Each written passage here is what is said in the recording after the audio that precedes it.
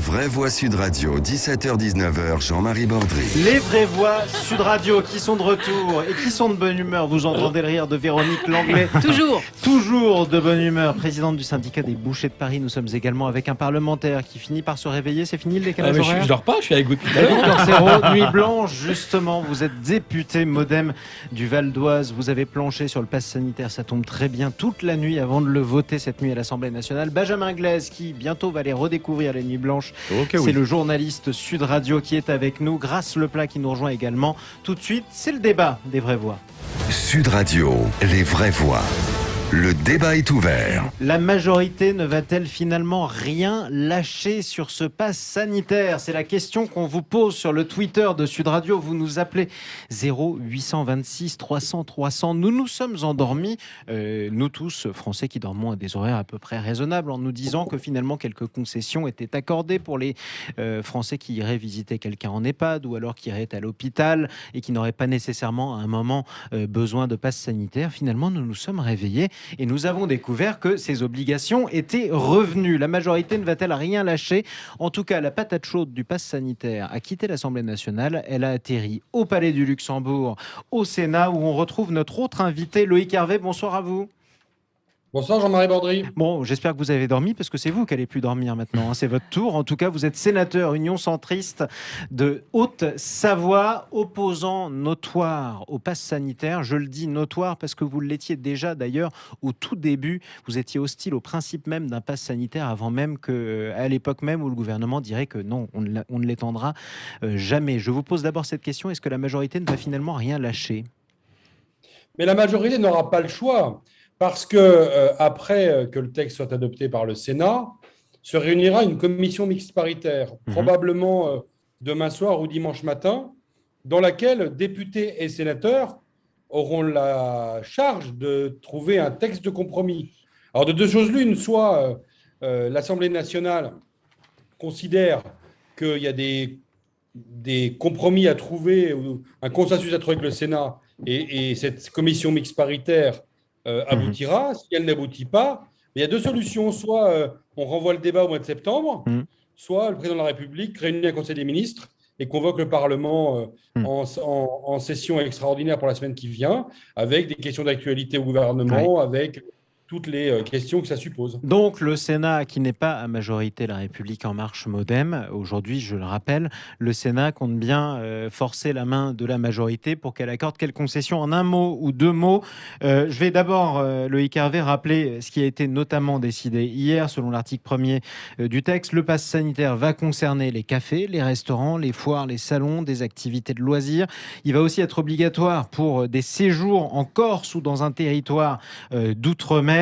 Il faudra aussi présenter le pass sanitaire pour se rendre dans les établissements de santé, sauf en cas d'urgence, dit le texte, l'obligation qui va concerner toutes les personnes qui reçoivent, tant les personnes qui reçoivent des soins que celles qui vont les accompagner. Pour vous, en un mot, c'est trop dur ou pas, Loïc ? Oui, c'est trop dur, mais moi, je suis un opposant au principe du pass sanitaire. Et je suis conscient d'être minoritaire au Parlement, peut-être d'ailleurs minoritaire dans le pays, mais ce n'est pas parce qu'on est minoritaire qu'on a forcément tort. Et donc, moi, je combattrai, comme je l'ai fait en commission tout à l'heure, jusqu'au bout, l'idée de ce pass sanitaire. Jean-François Delfraissy a dit ce matin chez vos confrères de BFM… Président du Conseil scientifique. C'est ça. Il a dit qu'on en aurait pour jusqu'en 2022 ou 2023. Donc, croire que ce pass sanitaire… on l'utilisera que pour quelques semaines, est une illusion. Réponse, vous en êtes certain en tout cas. Bien réponse sûr. À vous-même, Loïc Hervé, d'un député centriste lui aussi, mais du côté du MoDem, donc dans la majorité qui est avec nous, David Corcero. Bonjour monsieur le sénateur, enchanté de faire votre connaissance en tout cas. Oui, ce débat qui s'ouvre, ce qui est génial, c'est que on ne pourra pas dire qu'on n'est pas en démocratie. Oui. Et quand on n'arrête pas de nous dire que le pass sanitaire, c'est la fin de la démocratie, voilà, la démocratie, c'est ce qui se passe. Donc, qu'est-ce qui va se passer, David ? Globalement, le Sénat n'est pas sur la même ligne. C'est le tour de David. Deux minutes conscience de la procédure parlementaire et des conditions de travail qui sont les nôtres. Elles sont déplorables au Sénat. La réponse à Loïc Hervé de David Corcero. Le sénateur a parfaitement résumé la situation. Vous savez, vous n'avez pas dormi. Mais comme eux ce soir, certainement ne dormiront pas. Mais vous savez, être parlementaire et être sénateur, il l'a dit, c'est assumer sa responsabilité. Faire en sorte qu'aujourd'hui, on puisse trouver des solutions pour faire en sorte que le taux de contamination baisse. Moi, si les sénateurs ont une meilleure idée, allez-y. Nous, vous savez, nous, on n'est absolument pas fermés. J'arrête pas de le dire. Si les sénateurs ont des très bonnes idées, qu'ils les mettent dans le projet de loi et on les votera. Il n'y a aucune raison que ça ne se fasse pas. Sauf que la vraie question, elle est là aujourd'hui. Que ce soit au Sénat ou au Parlement ou à l'Assemblée, il y a très peu de propositions. Regardez ce qui se passe dans les autres pays. Les députés socialistes vous ont proposé la vaccination obligatoire, ça a été rejeté. Mais, la vaccination obligatoire ou le pass sanitaire, c'est quoi la différence sincèrement. Allez convaincre ceux qui... Premier aveu quand même, d'un membre de la majorité, pardonnez-moi. Le pass sanitaire équivaut de près ou de loin à une vaccination obligatoire. On fait en sorte que, déjà d'une, ceux qui sont encore indécis, ils aient encore du temps de la réflexion. Donc c'est totalement la même. C'est total. Mais attends, pas tant que ça. Parce que quand on cherche un créneau, c'est assez compliqué. Écoutez, si vous voulez un créneau, venez avec moi, on va vous trouver un créneau très vite. Moi, je rappelle juste des faits. Faut juste se rappeler ce qui s'est passé en janvier. En janvier, on nous rigolait, on ricanait, on était très bas dans la vaccination, les autres pays étaient supérieurs à nous. Quand on a atteint une première barre, une deuxième barre. Là-dessus, vous êtes d'accord avec tout le monde est d'accord. Députés. Oui, mais sauf qu'aujourd'hui, à part peut-être avec Martine Vonner, mais globalement tous les députés et les sénateurs sont d'accord sur la vaccination. Me lancez pas. Donc, au-delà de ça, revenons au pass sanitaire. Loïc Hervé vous dit, allez-y. Non, mais justement, la vraie différence, elle est là. C'est qu'au départ, c'est pas souvenir, le groupe MoDem a voté contre le pass sanitaire parce que on pensait que ça n'a pas duré longtemps. Oui, mais on a obtenu des garanties que nous on voulait parce qu'effectivement, entre temps, il y a le variant Delta qui est arrivé. Vous allez nous dire justement ce qui a changé. Loïc Hervé va nous répondre aussi. On va donner la parole à Grace Leplat qui nous fera faire un tour du côté de l'étranger, enfin toujours en Europe, mais dans un autre pays qui adopte le pass sanitaire. Benjamin Glaise et Véronique Langlais aussi. Restez avec nous, Loïc Hervé, sénateur Union centriste de Haute-Savoie. On vous pose cette question sur le Twitter de Sud Radio. Est-ce que finalement la majorité ne va rien lâcher sur ce pass sanitaire? Vous votez sur Twitter, vous nous appelez 0826 300 300. À tout de suite.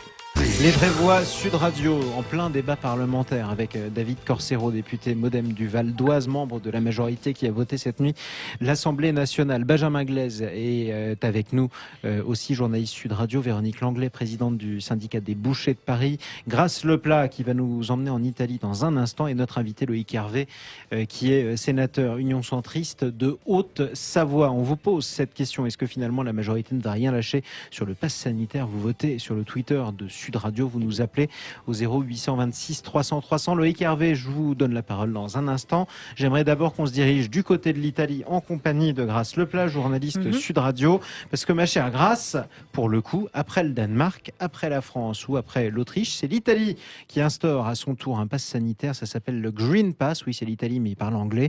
Et c'est à partir du 6 août. Grace Leplat, c'est quoi les différences entre le pass italien et le pass français? Eh bien, Jean-Marie, la plus grande différence, déjà, c'est la flexibilité. Déjà, pour l'obtenir, comme en France, il faut un test négatif dans les 48 heures précédentes, être guéri du Covid, ou bien, et c'est là que ça change, avoir une seule dose de vaccin. Ensuite, le Green Pass est plus flexible car pas obligatoire aux terrasses des bars et des restaurants. Par contre, comme en France, il le sera dans tous les lieux fermés, les théâtres et les cinémas, les salles de sport, les musées et les événements comme les concerts, les spectacles et les événements sportifs. Et les événements sportifs dans les stades, évidemment. Alors en France, on l'a entendu, les députés ont débattu vigoureusement cette nuit, les sénateurs vont s'y mettre cette nuit qui vient. Est-ce qu'en Italie, ça fait autant débat? Eh bien oui, Jean-Marie, déjà l'Italie a retardé autant que possible l'instauration d'un pass sanitaire. L'ex-premier ministre et leader de l'extrême droite Matteo Salvini s'y opposait violemment. L'ex-ministre, oui, tout à fait. Ex-premier ministre, surtout s'il est, je cite, à la française. Il a déclaré « Vous n'avez pas besoin de sortir une seringue et un tampon pour aller boire un cappuccino » ou manger une pizza. Exactement. Bon, Jean-Marie, ce sera quand même le cas avec ce Green Pass, sauf si les Italiens restent en terrasse. Comme la France, l'Italie fait face à une nouvelle vague de contamination à cause du variant Delta.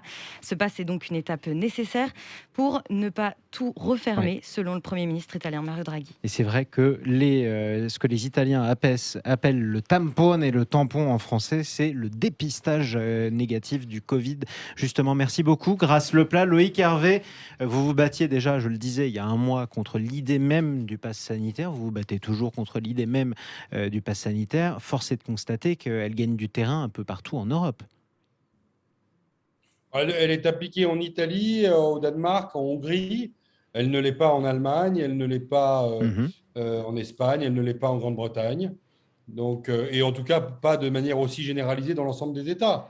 C'est une très mauvaise idée parce que le peuple français n'est pas un peuple qui supportera longtemps le contrôle social généralisé, d'autant plus que moi, je me pose la question, et je me suis posé la question en commission des lois, sur l'utilité même, pour deux raisons. D'abord, les vaccinés qui auront des droits supplémentaires ont quand même beaucoup moins de risques d'être contaminés à partir du moment où ils sont vaccinés.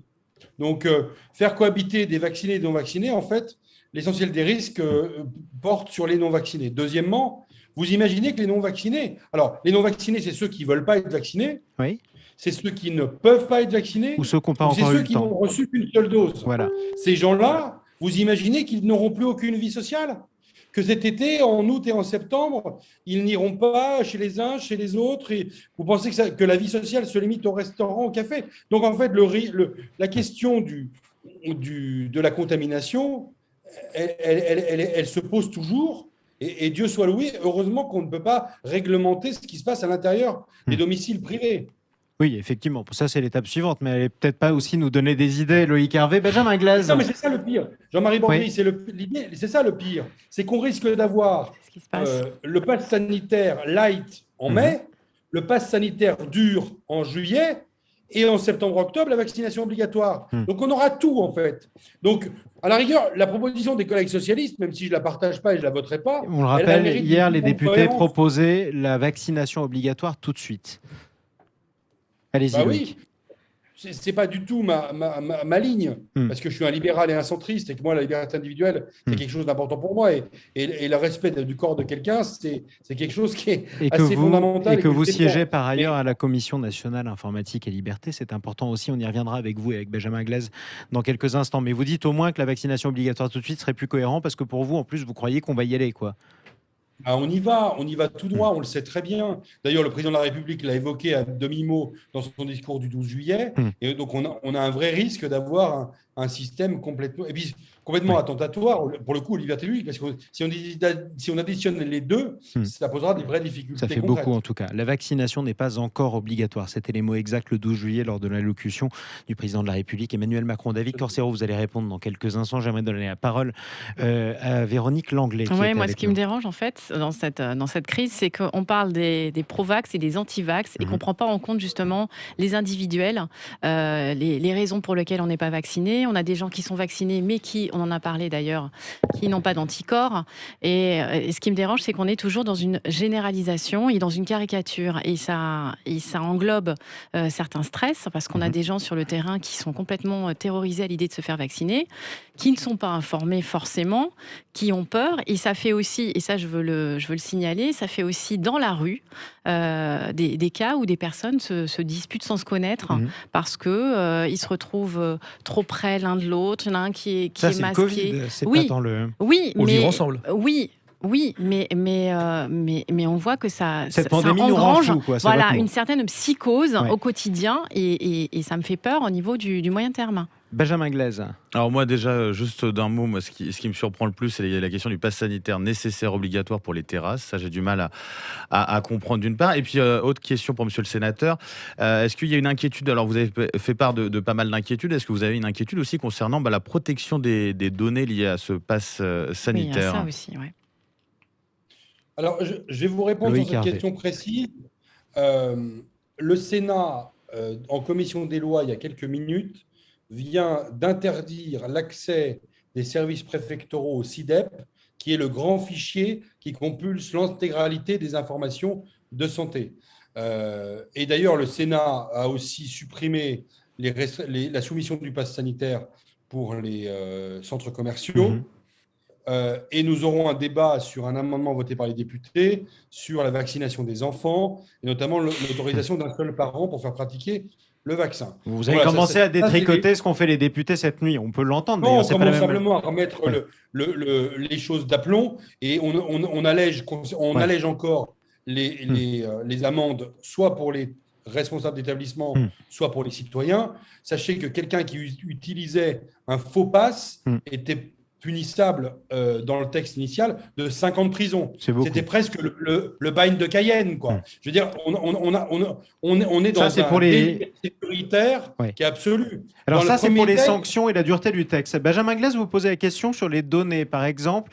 Où est-ce que cette information selon laquelle je suis vacciné ou alors je suis immunisé, qui va la garder et qui y aura accès?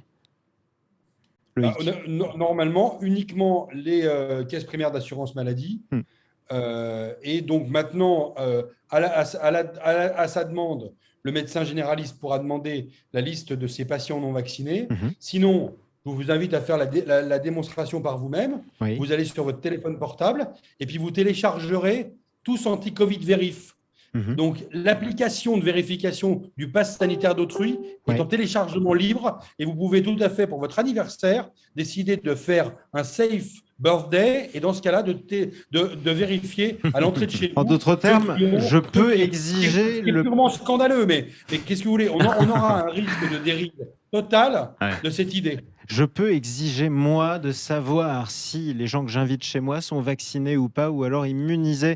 Dérive ou pas dérive, David Corsero? Écoutez, après, c'est comme tout, c'est la manière dont on l'utilise. Moi, la question qu'on se pose et qu'il faut aussi dire pour vos auditeurs, la vraie question, c'est s'il n'y a pas de sanitaire, vu le taux de contamination, qu'est-ce qu'on fait?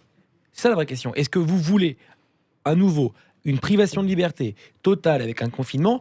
Je pense que personne ne le veut.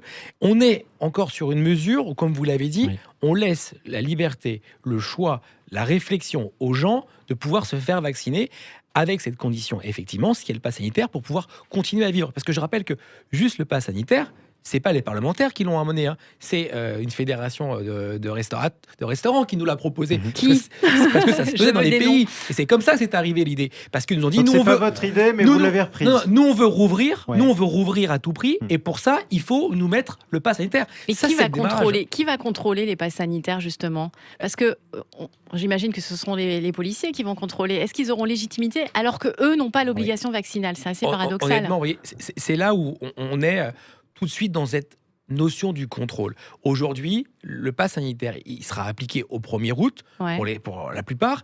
La vraie question, c'est qu'il y a une période d'adaptation. Enfin, il faut bien aussi... mais après cette période d'adaptation, qu'est-ce qui va se passer? Vous savez que vous avez deux manières de le contrôler, puisque quand vous êtes dans un établissement avec l'application anti-Covid, vous devez scanner le code barre de l'établissement pour identifier que vous avez été dans ce restaurant ou dans cet établissement-là. Et après, quand vous allez vous asseoir à table, vous allez présenter soit un test au serveur ou soit au restaurateur avec votre application. Après, effectivement, il faut qu'il y ait un contrôle de police qui vienne dans le restaurant pour vérifier si c'est fait. Et les gens qui n'ont pas de smartphone. Alors, l'attestation papier, mais on pourra. Honnêtement, mais en tout cas, ça va être compliqué. Je vous propose qu'on demande l'avis à Paul qui nous écoute dans le Lot-et-Garonne, qui est lui-même agriculteur. Bonsoir à vous, Paul. Oui, mais bonsoir à tous. Bonsoir. Madame Landais. Bienvenue. Bonsoir. Bonsoir, Paul. Voilà. Bienvenue au 0826 300 300, Paul. Oui, merci de me donner la parole. Je râle souvent que je ne peux pas passer. Oui, moi je suis atterré par le manque de bon sens de cette mesure. Moi je suis employeur de main-d'œuvre. On me dit que si mes salariés ne sont pas vaccinés, ils ne pourront plus venir travailler. Vous imaginez un petit peu, on manque de main-d'œuvre. Je manque de main-d'œuvre. Déjà, j'en ai pas assez. J'ai 9 postes, j'ai 5 personnes. Et je vais devoir écarter des personnes parce qu'ils ne sont pas vaccinés. Alors qu'on respecte tout le protocole. On les a isolés les uns des autres, ils sont suffisamment loin, il y a du gel hydroalcoolique, il y a des masques, il y a tout ce qu'il faut. Ensuite, je suis choqué de l'accès aux hôpitaux aussi, parce que ça, c'est pas normal. Les gens qui sont malades, il faut qu'ils puissent aller à l'hôpital, qu'il y ait un parcours différencié pour qu'on puisse les isoler des malades à risque et tout ça, je l'entends. Mais à un moment donné, il n'y a plus de bon sens. Là, on se rend compte que cette majorité prenne des mesures qui sont inapplicables. Et le pire, c'est qu'ils se défaussent sur les autres, parce que ça va être aux employeurs de fliquer leurs salariés. Ça va créer des tensions dans les entreprises. C'est inacceptable. Alors, petite précision juste sur l'hôpital, avant de donner la parole à David Corsero, Paul. Pour le coup, le pass sanitaire, c'est aussi le dépistage. C'est-à-dire que si jamais vous avez besoin d'y aller, il n'y a pas une obligation vaccinale pour rentrer. Je suis vacciné personnellement. Ouais. Donc vous l'aurez en plus. Voilà. Voilà. Je vous propose d'écouter la réponse du représentant de la majorité qui est avec nous, David Corsero, qui est député Modem du Val d'Oise. Je veux juste résumer, parce que je n'ai pas forcément très bien entendu. La problématique, c'est que pour pouvoir accéder à l'hôpital, il fallait présenter un pass sanitaire. Et donc effectivement, la vraie question, et ça, il y a eu un grand débat hier soir sur cette question. Vous avez changé d'avis. Les députés ont changé d'avis. Oui, parce que c'est ça la démocratie, c'est qu'on peut s'écouter et on change d'avis. La vraie question, c'est que quand on va à l'hôpital, souvent, on voit des gens qui sont à l'hôpital, qui sont déjà malades. Oui. La vraie question, c'est que si nous, on y va et que, tout le monde en très bonne santé, mais il faut être sûr de ne pas pouvoir contaminer les autres si on est à toujours ces 48 heures où on peut être contaminant. C'est ça la vraie question, pour pas aggraver la situation des autres et surtout pas aggraver la situation des soignants, des infirmiers, des médecins. C'est ça la vraie difficulté. Vous savez, moi je le redis, tout n'est pas si simple. Ah oui, mais s'ils sont vaccinés, les soignants, il n'y a pas de problème. C'est pas, parce que Ils vous n'auront savez- pas le choix. Vous savez très bien que Voilà. on peut être vacciné, mais on peut contaminer quelqu'un d'autre. Bien sûr. C'est ça la vraie Mais moins différence. fort. Hein. Oui, justement, mais sauf qu'on peut être contaminé en étant malade. La vraie question, c'est qu'on évite le risque d'aller dans la réanimation. Sauf que nous, ce qu'on veut, c'est arrêter l'hémorragie de l'épidémie. C'est ça l'objectif. On a bien compris l'objectif. Je propose qu'on demande à Loïc Hervé pour l'autre aspect quand même de ce projet de loi, il faut en parler aussi, qui est celui des salariés, les rapports entre l'employeur et ses salariés, Loïc. Est-ce que ça vous choque ? Non, mais vous vous rendez compte que à la fin de l'été, le nez dans le guidon, en pleine crise sanitaire, on est en train de modifier les rapports historiques qui existent dans le cadre du contrat de travail entre un employeur et son salarié. Enfin, c'est là que je suis complètement terrifié par ce qui est en train de se passer. En fait, il y a 2 mois, on nous a raconté des balivernes auxquelles on a cru ou pas. Quand on disait Et que en ça ne fait, on est serait en jamais train de- étendu. Mais bien sûr, ça devait jamais être étendu. C'était pas constitutionnel, c'était une ligne rouge. On a eu des engagements de tous les ministres au banc, du Premier ministre lui-même, du Président de la République. Tout le monde a raconté cette même messe. Et à la fin, moins de 2 mois plus tard, on est en train de généraliser le pass sanitaire en France et de préparer la vaccination obligatoire. Donc, il faut être très clair. Le problème de fond dans cette histoire, c'est la trahison de la parole publique. Et on ne peut pas m'accuser d'être un extrémiste. Je suis un centriste. Et je ne m'estime ne pas être un ennemi du président de la République et de sa politique. Il faut du courage pour gérer une crise comme celle-là. Mais il faut aussi écouter ce qui se passe dans le pays réel. Parce que ce qui se passe aujourd'hui est extrêmement inquiétant. Vous allez créer des situations de fait avec des personnes qui vont se trouver exclues d'établissements recevant du public pendant plusieurs jours, semaines. Et donc, la question notamment de l'accès aux hôpitaux, on a trouvé une solution intermédiaire. Ça veut dire que les personnes pourront se faire tester et avoir accès aux hôpitaux quand même. Mais enfin... Ça a toujours été prévu dans le pass sanitaire, Loïc, ça pour le coup, Loïc Hervé, il a toujours été prévu que ce soit un dépistage négatif, soit la vaccination. Ce n'est pas une nouveauté, ou soit même un rétablissement du récent. Covid. Voilà. Benjamin Glaise. Oui, une question, parce qu'on parle souvent de la fracture qu'il y a depuis quelques temps. On a eu les gilets jaunes au sein de la population française. Est-ce qu'on a une fracture à l'Assemblée, au Sénat, claire et nette, ou de plus en plus prégnante ? Loïc Hervé ou cette en un mot, chaque parlementaire. Bon, cette fracture, on l'a au Sénat, mais je suis minoritaire. Donc, donc le texte va passer au Sénat quoi qu'il arrive. Je pense que nous l'aurons dans le pays. Oui. Je pense que nous l'aurons dans le pays parce que l'acceptabilité sociale de toutes ces mesures est très, très limitée. Et vous verrez bien que mon collègue parlait tout à l'heure du carnet de rappel avec le QR code. Mais franchement, alors qu'il est obligatoire, qui le fait ? Le seul QR code que vous flashez dans un restaurant, c'est le flash code du menu. Oui. C'est pas le cahier de rappel, il faut être Ça en sérieux. fera un deuxième, en fait, le pass effectivement. sanitaire, La réponse... dans bien des endroits, il ne sera pas appliqué. Ouais. Allez, le mot de la fin pour David Corcero. En quelques mots, la fracture. Je vais répondre sur la fracture. Vous savez que nous, au Modem, nous, on est pour la proportionnelle. Oui. Parce qu'on pense qu'au contraire, la proportionnelle est aussi une solution pour éviter cette fracture. Il faut faire rentrer une dose de proportionnalité au sein de l'hémicycle beaucoup plus importante. Donc, effectivement, j'ai pas entendu le sénateur. En un mot, c'est trop tard. C'est trop tard, en tout cas. Pas notre faute parce que le Sénat l'a rejeté. C'est pas nous qui l'avons. On va pas revenir sur les débats d'hier. La fracture autour du pass sanitaire, les amis. David Corcero, est-ce que cette mesure divise le pays jusqu'à la déraison ou pas ? Mais vous savez, convaincre des Antilles, ce sera impossible. C'est très clair. C'est pour ça que moi, je rappelle juste ce qui s'est passé quand il y a eu l'élocution du président. Il y avait une vraie attente. Oui. Il y avait une vraie attente. Demander si les Français ne demandaient pas à ce qu'on soit tous vaccinés, de regarder les sondages. Non, mais il y a eu une violence aussi. Ça a été très violent. Mais c'est parce le que ton, le ton était solennel. Tout était solennel. Moi, je rappelle juste que qu'est-ce qu'on les va... Qui allez-vous convaincre si vous renoncez à convaincre les C'est ceux anti-vaccins ? qui hésitent. Exactement. C'est Donc, ceux qui hésitent que vous voulez convaincre. Exactement. Et l'objectif, il est là, convaincre ceux qui hésitent encore, ceux qui sont indécis, pour aller chercher l'immunité et être enfin Et sortis. en un mot, Surtout, avec ces nouveaux variants qu'on a du mal à contrôler. Et en il y en un aura mot, d'autres, si hein. ces hésitants vous répondent, David Corsero, oui, mais sauf qu'il y a 2 mois, comment vous croire alors qu'il y a 2 mois, vous nous promettiez la Mais main sur le cœur qu'il n'y aurait pas de passe sanitaire Le élargi. 29 avril. Reprenez l'historique. Ouais. Il y a plus de 18 mois, personne ne connaissait le Covid. Qui peut prédire ce qui se passe? Enfin, on fait face à une première vague avec un virus qui a muté entre l'anglais, entre une autre. C'est Ça historique. change tout le temps. La vraie question, c'est qu'aujourd'hui, si quelqu'un a une boule de cristal, il peut nous dire l'avenir, nous, ça nous aiderait. Ça vous arrangerait en tout cas. Merci beaucoup à notre invité Loïc Hervé, sénateur Union centriste de la Haute-Savoie. Merci à Paul qui nous appelait depuis le Lot-et-Garonne au 0826 300 300. Bon courage Loïc Hervé pour vos Merci. débats nocturnes et manifestement Non, animés. Force, discussion force, générale force. ce soir et Ouais. puis ensuite Du café. le Allez. débat du texte dès demain matin. C'est ça, au Commission petit et déjeuner. débat.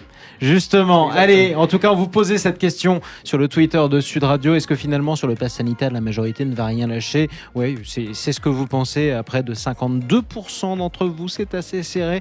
Comme quoi, le débat parlementaire n'est pas terminé. Restez sur Sud Radio, les amis. On vient dans un instant avec un hommage à Jean-Yves Lafesse. On va retrouver Jacques Pessis qui nous racontera les clés d'une vie. Celle de qui, justement, de Jean-Yves Lafesse. À tout de suite sur Sud Radio.